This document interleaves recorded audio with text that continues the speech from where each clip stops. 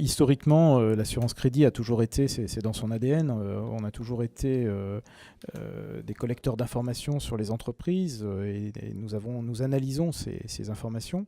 Ce que change aujourd'hui, effectivement, ce que vous appelez le big data ou l'open data, c'est le fait que la quantité de données disponibles aujourd'hui sur le marché croît de façon exponentielle et elle nécessite évidemment des traitements qui sont des traitements adaptés par rapport à ces volumétries.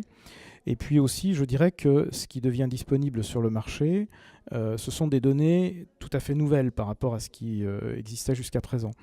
Jusqu'à présent, l'assureur crédit avait coutume d'analyser le risque en se basant sur les éléments financiers purs.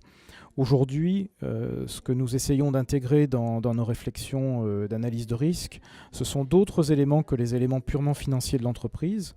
Donc ce sont des éléments comportementaux, ce sont des éléments qui peuvent être liés par exemple aux réseaux sociaux, à des échanges sur les réseaux sociaux.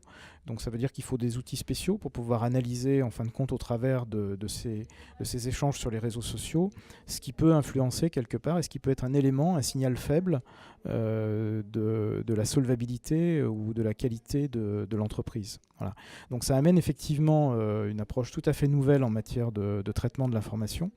Ça nous amène à renforcer nos équipes et à adjoindre à côté de ce qu'on appelle nos arbitres traditionnellement, c'est-à-dire en fait des analystes crédit, des mathématiciens, puisqu'en fait une partie de ces analyses repose sur des algorithmes purement mathématiques, et c'est en fait l'addition de ces deux compétences, la compétence à la fois historique de l'arbitre et la compétence nouvelle apportée par les mathématiques, par les traitements de données puissants, qui permet d'optimiser la décision de crédit qui va être préconisée.